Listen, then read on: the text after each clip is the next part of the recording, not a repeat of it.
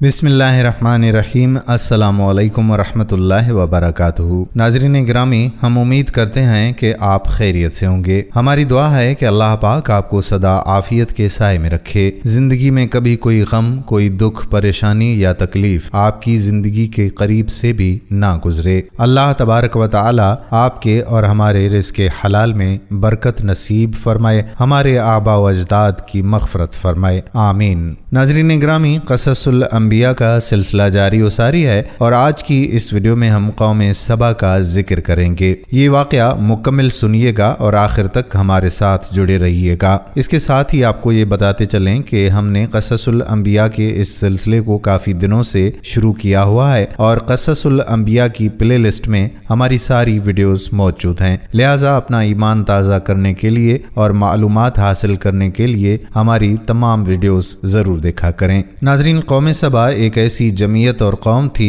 कि जो जजीरे अरब में रहती थी और एक आला हुकूमत और दरख्शां तमद्दुन की मालिक थी। यमन का इलाका वसी और ज़रखेज़ था, लेकिन ज़रखेज़ इलाका होने के बावजूद चूँकि वहाँ कोई अहम दरिया नहीं था, लिहाजा इससे कोई फ़ायदा नहीं उठाया जाता था। सैलाब और बारिशें पहाड़ों पर बरसती थीं और उनका पानी बयाबानों में बेकार और बेफ़ायदा ज़ाया हो जाता था। उस सरजमीन के समझदार लोग उन पानियों से इस्तिफ़ादा करने की फिक्र में लग गए और अहम इलाकों में बहुत से बंद बांधे, जिनमें से ज्यादा अहम और सबसे ज्यादा पानी का जखीरा रखने वाला बंद मारिब था। मारिब एक शहर था जो कि उन दरों में से एक के आखिर में वाक़ था और सिरात के कोहिस्तानों के बड़े बड़े सैलाब उसके करीब से गुजरते थे। इस दर्रे के दहाने पर बलक नामी दो पहाड़ों के दामन में उन्होंने एक मजबूत बंद बांध दिया था और उसमें से पानी की कई नहरें निकाली थीं। उस बंद के अंदर पानी का इस कदर जखीरा जमा किया गया था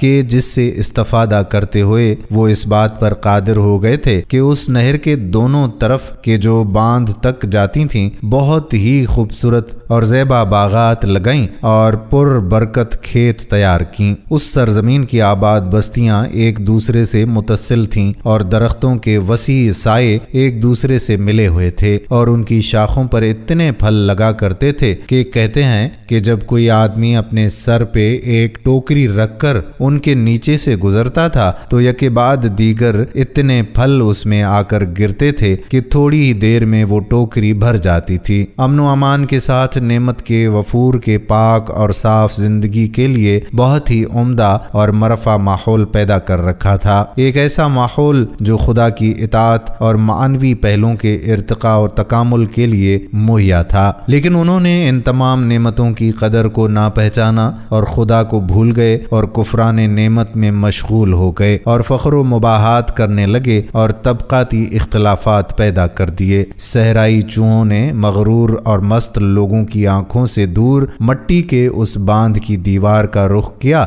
और उसे अंदर से खोखला कर दिया। अचानक ऐसी शदीद बारिशें बरसीं और ऐसा अजीम सैलाब आया कि जिससे बांध की वो दीवारें कि जो सैलाब के दबाव को बर्दाश्त करने के काबिल ना रही थीं, धड़ाम से गिर पड़ी और बहुत ही ज्यादा पानी के जो बांध के अंदर जमा हो रहा था अचानक बाहर निकल पड़ा और तमाम आबादियों, बागात, खेतों, फसलों और चौपाइयों को तबाह करके रख दिया और खूबसूरत सजे सजाए कसर व महलात और मकानात को वीरान कर दिया और इसके बाद आबाद सरजमीन को खुश्क और बेआबो ग्याह सहरा में बदल दिया और उन तमाम सरसब्ज़ो शादाब बागों और फलदार दरख्तों में से सिर्फ चंद अर्राक के कड़वे शजर, कुछ झाव और कुछ बेरी के दरख्त बाकी रह गए। गजल ख्वानी करने वाले परिंदे वहां से कूच कर गए और उल्लुओं और कौओं ने उनकी जगह ले ली। हाँ, जब खुदा अपनी कुदरत दिखाना चाहता है तो चूहों के जरिए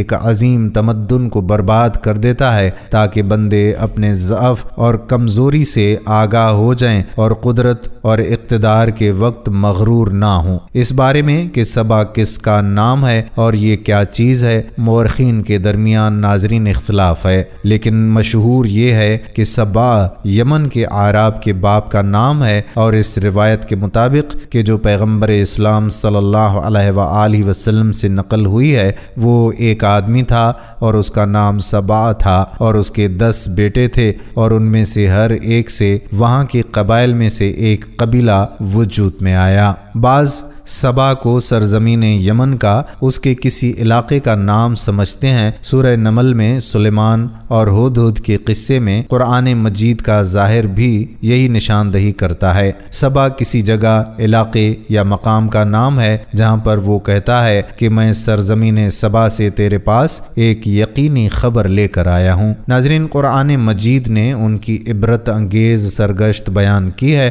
اور ان کی زندگی کے جزیات اور خصوصیات کے اہم حصے کی طرف اشارہ کیا ہے۔ ارشاد باری تعالیٰ ہے، قوم سبا کے لیے ان کے محل سکونت میں خدائی قدرت کی ایک نشانی تھی۔ جیسے کہ ہم دیکھیں گے کہ اس آیت کا سرچشمہ یہ تھا کہ قوم سبا اس علاقے کے اطراف میں واقع پہاڑوں کے محل وقوع اور ان کے خاص حالات و شرائط اور اپنی خداداد ذہانت اور ہوش مندی سے استفادہ کرتے ہوئے ان سیلابوں کو کہ جو سوائے ویرانی اور تباہی کے کوئی نتیجہ نہ دیتے تھے، ایک قوی اور مستحکم باندھ کے پیچھے روک دینے پر قادر ہو گئے تھے، اور اس کے ذریعے انہوں نے بہت ہی آباد ملک تعمیر کر لیا تھا۔ یہ کتنی عظیم آیت ہے کہ ایک ویران اور برباد کرنے والا عامل عمران و آبادی کے اہم ترین عوامل میں بدل جائے، جبکہ زیر بحث آیت کا ظاہر یہ ہے کہ سبا ایک قوم تھی کہ جو اس علاقے میں رہتی تھی، اور ناظرین اسی بنا پر یہ قوم بہت ہی دولت مند اور طاقتور ہو گئی تھی، لیکن وہ بہت ہی مغرور اور تکبر کرنے والی قوم بھی تھی۔ اللہ تعالیٰ نے قوم سبا کو ان کے گناہوں کی یہ سزا دی۔ ان پر ایک سخت سیلاب آیا جس سے ان کا ملک تباہ و برباد ہو گیا۔ قوم سبا کے لوگ موت کے گھاٹ اتر گئے۔ قوم سبا کی کہانی ایک عبرت ناک کہانی ہے۔ ناظرین، سبا ایک آدمی کا نام ہے۔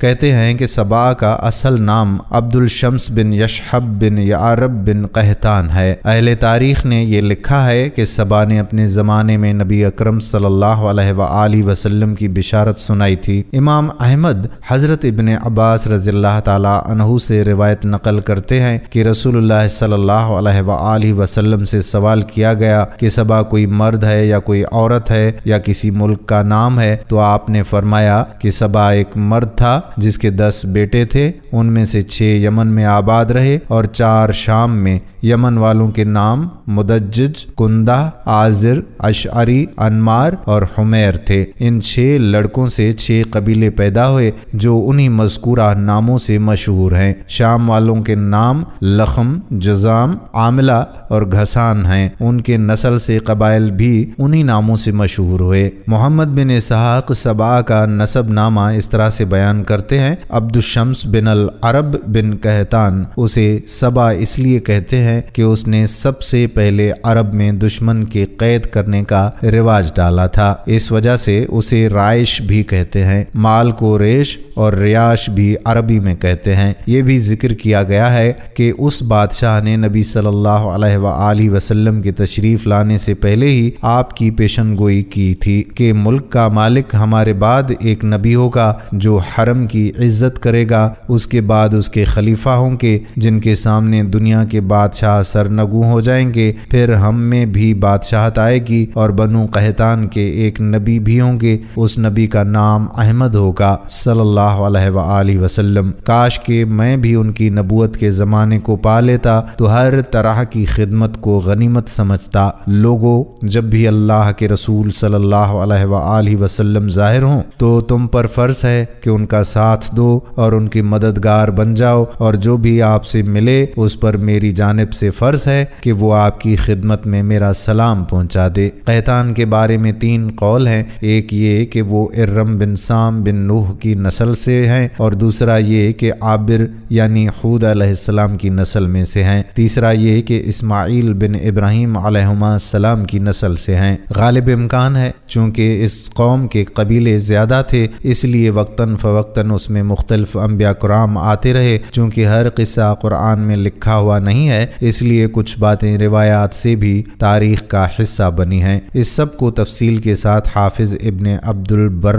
رحمۃ اللہ علیہ نے اپنی کتاب الانبیاء میں ذکر کیا ہے۔ بعض روایتوں میں جو آیا ہے کہ سبا عرب میں سے تھے، اس کا مطلب یہ ہے کہ ان لوگوں میں سے جن کی نسل سے عرب ہوئے ان کا نسل ابراہیمی میں سے ہونا مشہور نہیں، واللہ عالم۔ ناظرین، قوم سبا کے بکھرے ہوئے حصوں میں ایک دیوار کا بھی تذکرہ ملتا ہے۔ دیوار کا قصہ یہ ہے کہ ان کے دونوں جانب پہاڑ تھے جہاں سے نہریں اور چشمے بہہ بہہ کر ان کے شہروں میں آتے تھے، اسی طرح سے نالے اور دریا بھی ادھر ادھر سے آتے تھے۔ ان کے قدیم بادشاہوں میں سے کسی نے ان دونوں پہاڑوں کے درمیان ایک مضبوط پشتہ بنوا دیا تھا جس دیوار کی وجہ سے پانی ادھر ادھر ہو گیا تھا اور بصورت دریا جاری رہا کرتا تھا، جس کے دونوں جانب باغات اور کھیتیاں لگا دی گئی تھیں۔ پانی کی کثرت اور زمین کی عمدگی کی وجہ سے یہ خطہ بہت ہی زرخیز اور ہرا بھرا رہا کرتا تھا، جس کا ذکر ہم پہلے بھی کر چکے ہیں۔ بخاری و مسلم میں بھی اسی طرح سے آیا ہے کہ حمیر کے خاندان میں یمن کی سلطنت رہی۔ تفسیر حقانی کے مطابق شداد بن المعتاتہ بن سبا اس ملک کا بادشاہ تھا، پھر اس کا بھائی لقمان بن عاد، پھر ایک اور بھائی زوسدو، پھر اس کا بیٹا حارث الریش بادشاہ بنا۔ یہ پہلی نسل ہے۔ پھر اس کے بعد بیٹا صعب بادشاہ بنا اور اسی کو ذوالقرنین کہتے ہیں۔ پھر اس کا بیٹا ذوالمنار اور پھر اس کا بیٹا افریقس بادشاہ بنا۔ پھر اس کے بعد اس کا بھائی ذوالعغار، پھر شرحبیل، اس کے بعد الہدہاد، اور ان سب کی ملکہ بلقیس جو کہ قرآن میں ملکہ سبا کے نام سے مذکور ہے وہ تخت نشین ہوئی اور حضرت سلیمان علیہ السلام کے پاس آئی۔ یہ ملکہ پہلے مشرک تھی، پھر حضرت سلیمان علیہ السلام کے ہاتھوں ایمان لے آئی تھی۔ اس کے بعد اس کی قوم نے عروج اور زوال دیکھا۔ اس کا تذکرہ ہم پہلے ایک ویڈیو میں کر چکے ہیں جو کہ حضرت سلیمان علیہ السلام کے حوالے سے بنی تھی۔ ابن کثیر کے بیان کے مطابق ملک یمن میں اس کے دارالحکومت صنعاء سے 3 میل کے فاصلے پر ایک شہر معارب تھا جس میں یہ سبا قوم آباد ہوا کرتی تھی۔ 2 پہاڑوں کے درمیان وادی میں یہ شہر آباد تھا۔ دونوں پہاڑوں کے درمیان سے اور اوپر سے بارش کا سیلاب آتا تھا۔ یہ شہر ہمیشہ ان سیلابوں کی زد میں رہتا تھا۔ اس شہر کے باشندوں نے، جن میں ملکہ بلقیس کا نام خصوصیت سے ذکر کیا جاتا ہے، ان دونوں پہاڑوں کے درمیان ایک بند یعنی ڈیم تعمیر کر دیا تھا جو بہت مضبوط اور مستحکم تھا۔ اس ڈیم پر پانی اثر نہ کرتا تھا۔ اس بند کے پہاڑوں کے درمیان سے آنے والے پانی کو روک کر پانی کا ایک عظیم الشان ذخیرہ بنا دیا گیا تھا جس میں بارش کا پانی بھی انہی پہاڑوں سے نکل کر جمع ہو جاتا تھا۔ اس بند کے اندر، اوپر اور نیچے پانی نکالنے کے لیے 3 دروازے رکھے گئے تھے تاکہ پانی کا یہ ذخیرہ شہر کے لوگوں اور ان کی زمینوں کے کام آئے۔ پہلے اوپر کا دروازہ کھول کر پانی لیا جاتا تھا، جب اوپر کا پانی ختم ہو جاتا تو نیچے والے حصے سے پھر سب سے نیچے والے دروازے کو کھول کر پانی سے فائدہ اٹھایا جاتا تھا۔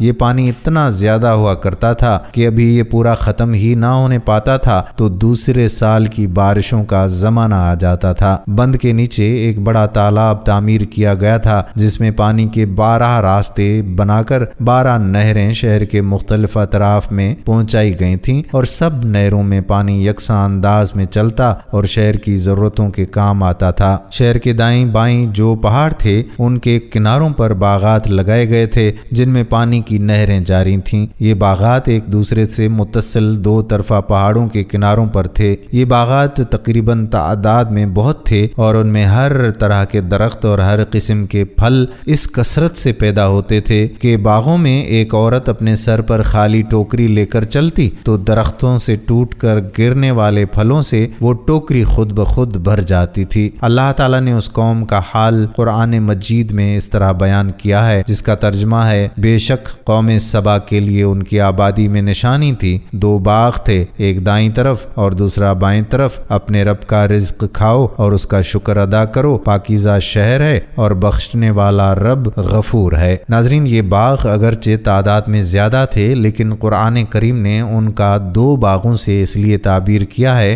کہ ایک رخ کے تمام باغوں کو ایک اور دوسرے رخ والے باغوں کو دوسرا کہا ہے۔ اللہ تعالیٰ نے ان کو اپنے انبیاء کرام کے ذریعے سے حکم دیا تھا کہ تم اللہ تعالیٰ کے عطا کردہ رزق وسیع میں سے کھاؤ پیو اور اس کی شکر گزاری کرتے رہو اور نیک اعمال کرتے رہو۔ ان کے شہر کو اللہ تعالیٰ نے بلند طیبہ بنا دیا تھا جس میں گرمی سردی کا بھی اعتدال اعتدال تھا اور آب و ہوا بھی ایسی صحت بخش تھی کہ ان کے پورے شہر میں مچھر، مکھی، پسو، سانپ اور بچھو جیسے موذی کیڑوں اور جانوروں کا نام و نشان تک نہ تھا، بلکہ باہر سے آنے والے مسافر جب اس شہر میں پہنچتے تھے تو اگر ان کے کپڑوں میں جوئیں یا دوسرے حشرات الارض ہوتے تو وہاں پہنچ کر وہ خود بخود مر جاتے تھے۔ اس قوم میں وقتاً فوقتاً 13 انبیاء کرام تشریف لائے، مگر اس قوم نے نبیوں کے خبردار کرنے کے باوجود بھی اللہ تعالیٰ کے احکام سے سرکشی کی اور روگردانی اختیار کر لی۔ جب قوم سبا کی تعمیرات پر نظر ڈالی جائے تو اس قوم کی شان و شوکت اور فہم و فراست کا اندازہ ہوتا ہے کہ کس طرح سے اس قوم نے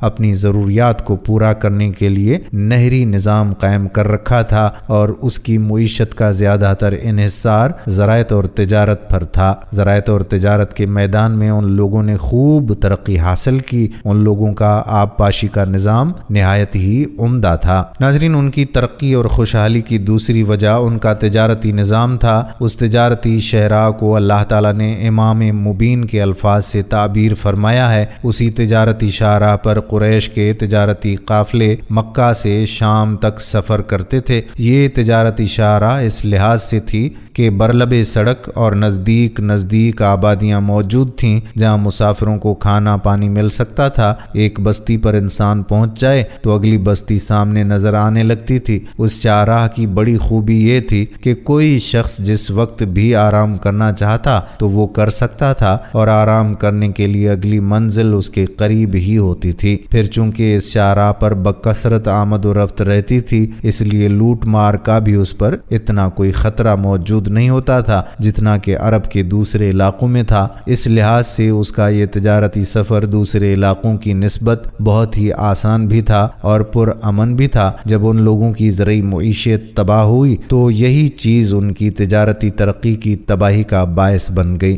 جب اپنے مال کی پیداوار ہی ختم ہو جائے تو پھر تجارت کیسی؟ اگر بیرون ملک کی چیزیں ہی خریدی جائیں اور بیرون ملک ہی بیچی جائیں تو اس سے آخر کتنا منافع ہو سکتا ہے؟ اور اس کا دوسرا نتیجہ یہ ہوا کہ وہ کثیر آبادیاں جو اس شاہراہ کے کنارے آباد تھیں وہاں سے اٹھ کر دوسرے مقامات کی طرف چلی گئیں، کیونکہ ان کی معیشت کا انحصار بھی زیادہ تر انہی تجارتی قافلوں کی اشیاء خوردنی کی خرید و فروخت پر تھا۔ اس طرح سبا کی تمام نو آبادیاں تباہ و برباد ہو کر رہ گئیں۔ قرآن کریم میں ارشاد باری تعالیٰ ہے، تو انہوں نے منہ پھیرا تو ہم نے ان پر زور کا سیلاب بھیجا اور ان کے باغوں کے عوض 2 باغ انہیں بدل دیے جو کڑوے پھل والے اور جھاؤ والے اور کچھ تھوڑی سی بیریوں والے تھے۔ قوم سبا کی سرکشی کے سبب اللہ تعالیٰ نے اس قوم کو سزا دینے کے لیے سد معرب یعنی ارم کو توڑ کر سیلاب سے تباہ کرنے کا ارادہ کیا اور پانی کے عظیم الشان بند پر اندھے چوہے مسلط کر دیے،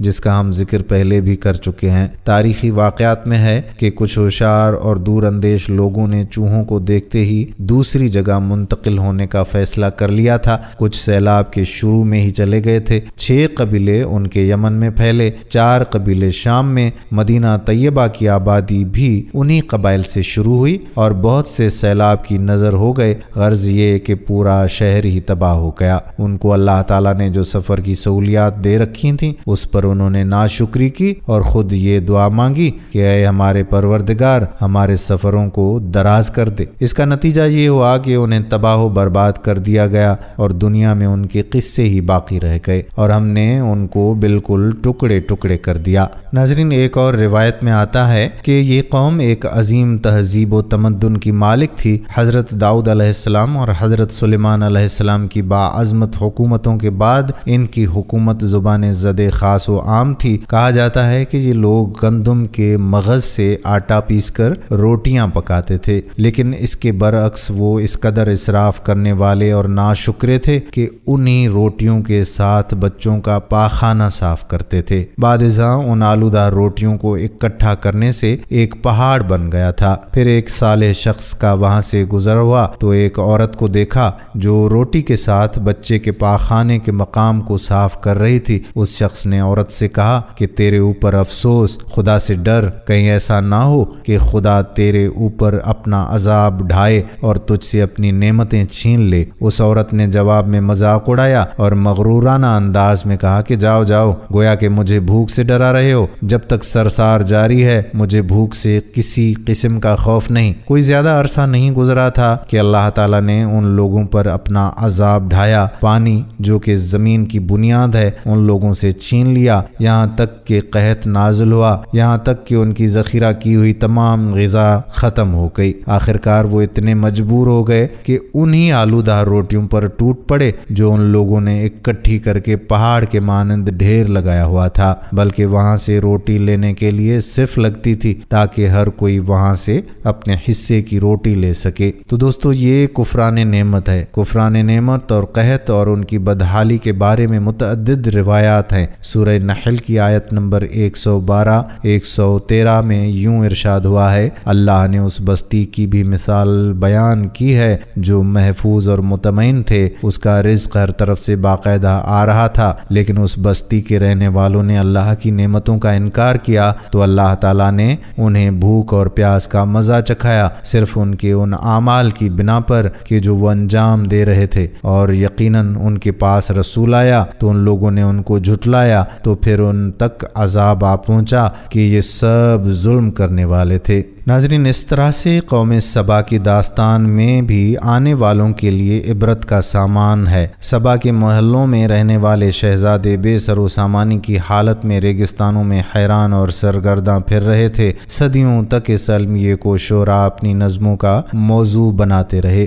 قرآن کریم میں اللہ تعالیٰ نے فرمایا، آخرکار ہم نے انہیں افسانہ بنا کر رکھ دیا اور انہیں بالکل تتر بتر کر ڈالا۔ یہ دنیا اللہ تعالیٰ نے آزمائش کے اصول پر بنائی ہے، یہاں کا ملنا بھی آزمائش اور کھونا بھی امتحان ہے۔ جب کسی قوم پر خوشحالی آتی ہے تو اس کے ساتھ ہی وہاں کے لوگ مال و دولت کے نشے میں مست ہو جاتے ہیں۔ آرام طلبی، عیش پرستی، خدا کی یاد سے غفلت اور دنیا کو حقیقت سمجھ لینا وہ چند امراض ہیں جو خوشحال قوم میں پائے جاتے ہیں۔ سب سے بڑھ کر یہ کہ یہ لوگ خود کو عقل کل سمجھنے لگتے ہیں۔ ان سب کا نتیجہ مادہ پرستی، بے ایمانی، ہوس زر اور ناشکری کی شکل میں نکلتا ہے۔ اس اخلاقی انحطاط کے نتیجے میں یا تو اللہ تعالیٰ کی جانب سے کوئی قدرتی آفت مسلط کر کے اس قوم کو عبرت دی جاتی ہے، یا پھر کوئی دوسری قوم اس پر قبضہ کر کے اس کی جگہ لے لیتی ہے۔ ناظرین، یہ تھی ہماری ویڈیو جو آپ تک پہنچی۔ ہم امید کرتے ہیں کہ ہماری آج کی ویڈیو بھی آپ کو پسند آئی ہوگی اور اپنے دوستوں کے ساتھ اس ویڈیو کو شیئر بھی ضرور کریں گے۔ اب آنے والی ویڈیو تک اپنے میزبان قادر بخش کلہوڑوں کو اجازت دیجیے۔ اللہ حافظ۔